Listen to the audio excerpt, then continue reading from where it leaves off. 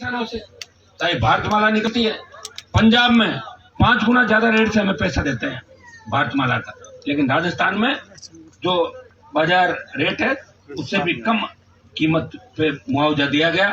लोगों ने बात भी करी, और चूंकि ये मामला स्टेट और दिल्ली दोनों का होता है, मैंने दिल्ली सरकार में प्रयास किया, यहाँ के मुख्यमंत्री से वहाँ के जो हमारे सड़क मंत्री है गडकरी जी, उनकी बात भी कराई कि किसानों के मुआवजे के अंदर स्टेट तैयारी कर ले, जितना दिल्ली का हिस्सा है दिल्ली देने को तैयार है। और मैं आपको विश्वास दिलाता हूँ, अब की बार होगा रैलियों के अंदर किसानों का, चाहे फसल बीमा का पैसा अटका पड़ा हो, चाहे किसानों के मुआवजे की बात हो, चाहे किसानों के शिक्षित क्षेत्र कैसे बढ़े, तमाम मामले उनको साथ रखे जोधपुर की धरती से एक नई रैली और नई हुंकार की हम जल्दी घोषणा करेंगे। उस समय आपके बीच में आऊंगा। कई लोग कह रहे हैं कि आप आंदोलन क्यों नहीं कर रहे हो, मुझे आपके स्वास्थ्य की भी चिंता है। कोरोना के अंदर लाखों लोग चले गए, अपन भूलो मत उन बातों को, जब ऑक्सीजन के लिए, रेमडेसिविर इंजेक्शन के लिए और वेंटिलेटर आईसीयू में भर्ती और वार्ड में भर्ती कराने के लिए किस तरह लोग तड़पते थे, और तड़पते तड़पते कई परिवार कोरोना के अंदर खत्म हो गए। कौन जिम्मेदार है इसके लिए? इसके लिए जिम्मेदार राजस्थान की सरकार और दिल्ली की सरकार है, क्योंकि व्यवस्थाएं सारी सरकारें करती है। हमें मरने के लिए छोड़ दिया भगवान के भरोसे, ये तो ईश्वर की कृपा रही कि आज अपन एक दूसरे के दर्शन कर रहे हैं। अभी आज भी अखबार में पढ़ रहा था कि नया कोरोना का वेरिएंट आ गया, महाराष्ट्र में आ गया, जगह जगह आ गया भाइयों। लेकिन कांग्रेस बीजेपी को तो रैलियां करने से फुर्सत नहीं। बीजेपी आ रही है, रोड शो कर रही है, और अशोक गहलोत सिर्फ इसलिए राजस्थान में रैली कर रहे हैं ताकि उनको सीएम नहीं हटाए, वो बच जाए। राहुल गांधी और प्रियंका को भीड़ दिखा दे, इकट्ठी करके लाके मंत्री संतरियों को लगा, देखो इतने लोग मेरे साथ है, और कोई मकसद नहीं उनका। क्योंकि गहलोत तो धृतराष्ट्र बन गए, बेटा हारने के बाद बौखला गए। मुझे लग रहा है कि सीएम 1 दर्जन है राजस्थान के, एक मुख्यमंत्री नहीं है, 12-13 मुख्यमंत्री राजस्थान के अंदर। चाहे घोषणा करते थे, चाहे जैसे बोलते थे, लूट खसोट भ्रष्टाचार, अखंड भ्रष्टाचार के अंदर डूबी कांग्रेस सरकार है। और विपक्ष में भारतीय जनता पार्टी के ऐसे लोग हैं, 1 दर्जन दूल्हे हैं मुख्यमंत्री के, और 1 लुटेरी दुल्हन है। 13 लोग भारतीय जनता पार्टी के अंदर है जो मुख्यमंत्री बनना चाहते हैं। उनको जनता की चिंता नहीं है, वो सिर्फ सीएम बनने के लिए दौड़ रहे हैं। और भाइयों, अगर असली विपक्ष की कोई भूमिका निभा रहा है राजस्थान के अंदर, तो आप देख लो, विधानसभा में भी 3 राष्ट्रीय लोकतांत्रिक पार्टी के विधायक आपके लड़ते हैं। और देश की सबसे बड़ी पंचायत में अगर राजस्थान के मान और सम्मान से लेके, चाहे ईस्टर्न राजस्थान की सिंचाई परियोजना की बात हो, चाहे मारवाड़ के तमाम हिस्सों की बात हो, चाहे बाड़मेर, जैसलमेर, बीकानेर के सीमावर्ती इलाकों की बात हो, चाहे कानून व्यवस्था की बात हो, चाहे राजस्थान सरकार के भ्रष्टाचार की बात हो, और दिल्ली सरकार की दादागिरी की बात हो, किसान बिल से लेके तमाम नौजवानों के मुद्दे, अगर हनुमान बेनीवाल के पास आया और अगर आप उसने नहीं उठाए तो मुझे आप बताना, और मैं आपको विश्वास दिलाता हूँ हम लड़के उस मजबूती के शिखर पे पहुंचेंगे। और आने वाले 1 साल के अंदर राष्ट्रीय लोकतांत्रिक पार्टी राजस्थान के अंदर इतनी मजबूत हो जाएगी आपके आशीर्वाद से कि जिसका अंदाजा भी किसी ने इस देश के अंदर नहीं लगाया होगा। भाइयों, जब मैं उदयपुर संभाग के अंदर गया और बल्लभनगर के अंदर राष्ट्रीय लोकतांत्रिक पार्टी ने चुनाव लड़ा, और भारतीय जनता पार्टी की जमान जब्त हो गई, 17-18 हजार वोट पे बीजेपी चली गई। और बगल में दरियावत सीट पे भी Bharatiya Janata party 3rd number पे चली गई, वहां निर्दलीय बीटीपी आरएलपी का समर्थित दूसरे नंबर पे रहा।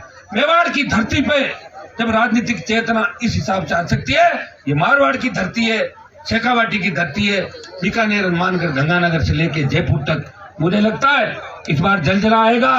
राजस्थान का जवान और किसान मिलकर व्यवस्था परिवर्तित करेगा। कांग्रेस और भारतीय जनता पार्टी को घर बिठाएंगे, नए विधायक जीत के राजस्थान की विधानसभा के अंदर जाएंगे। मैं आपको आह्वान करता हूं, 2023 की तैयारी शुरू कर दो, किसी का इंतजार नहीं करना है। बोतल का उम्मीदवार जो भी होगा उसे वोट देना है, जो उम्मीदवार बोतल के चिन्ह पाए। इस बात के लिए आप लोग अभी से तैयार हो जाओ। वैसे तो आप सब तैयार हो, और मैं उस दिन जब आया था तो मैं 7-8 प्रोग्राम किए थे मैंने, और जितना जोश और उत्साह आपके अंदर था उसे देख के मुझे उसी दिन लग गया था कि आप 7-8 सीटें जीतोगे।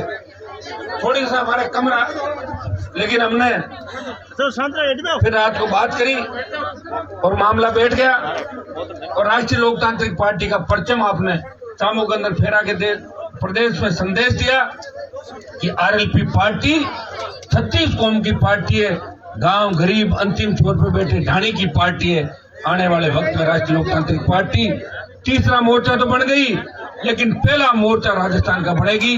सबसे बड़े दल के रूप में राष्ट्रीय लोकतांत्रिक पार्टी का उदय इस राजस्थान के अंदर हो चुका है। भाइयों, आपकी स्वास्थ्य की चिंता की वजह से हनुमान बेनीवाल ने रैलियां नहीं करी, नहीं तो मैं ऐसी रैलियां 2 दिन पहले ही कर देता कि कांग्रेस बीजेपी को करने की जरूरत नहीं पड़ती। लेकिन मैं आपको विश्वास दिलाता हूं, एक बार जैसे ही 10-5 दिन में तय हो जाएगा कि अब कोरोना भाग गया, नजदीक ही नहीं है, तो बड़ी रैली का ऐलान जोधपुर की धरती से करेंगे।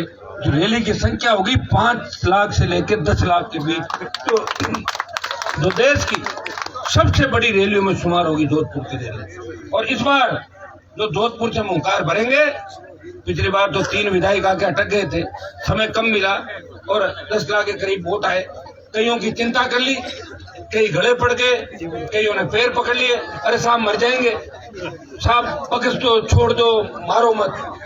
हमने भी समाज की चिंता कर ली, किसान की कर ली, दलित की कर ली, अच्छे लोगों की कर ली, लेकिन इस बार किसी की चिंता नहीं करेंगे। इस बार राजस्थान की चिंता करेंगे, राष्ट्रीय लोकतांत्रिक पार्टी की चिंता करेंगे, कांग्रेस और भाजपा को हराने की चिंता राजस्थान के अंदर करेंगे।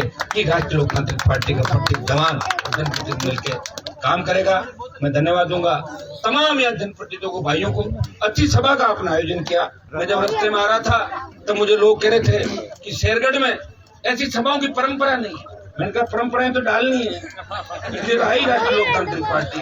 अब की बार बूटी देवी के हजारों की तादाद में आए।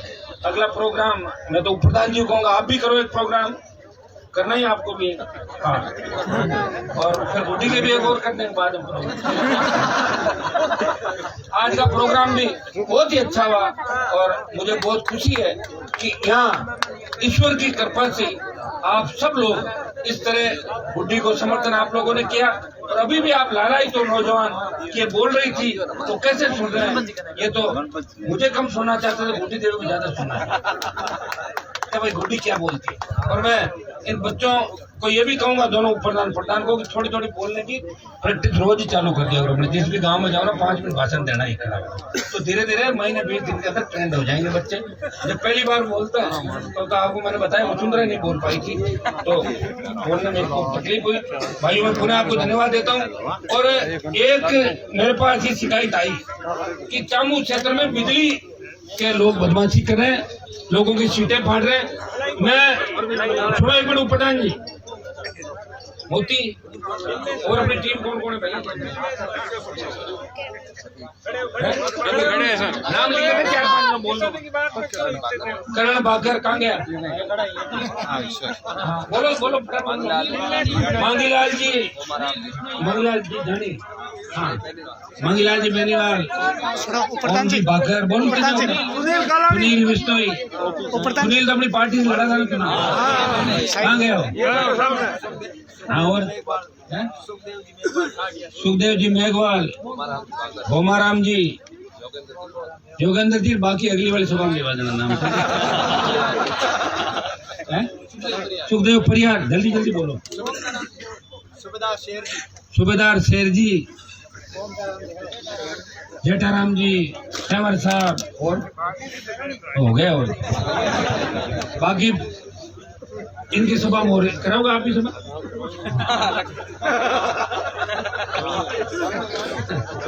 अच्छा सुनो, प्रधान जी और उप प्रधान जी दोनों को एक संदेश भी देके जा रहा हूँ। बड़ा मिलजुल के अपने को, जिस तरह अपन चुनाव जीते थे उसी तरह 5 साल गरीबों की सेवा करनी है। जो पिछड़ा हुआ अपना पंचायत समिति का इलाका है, इसको आगे लेके चलना है।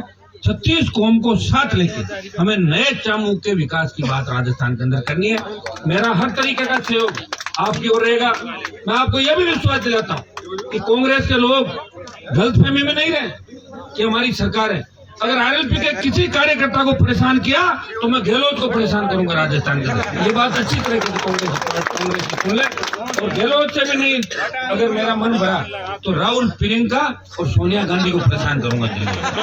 तो कांग्रेस वालों को मेरा संदेश है, मैं भूलता नहीं हूँ, याद बहुत रखता हूँ। मेरे किसी भी वर्कर को बिना बात अगर तंग किया तो उसका खामियाजा भुगतने के लिए कांग्रेस पार्टी तैयार रहे। आगे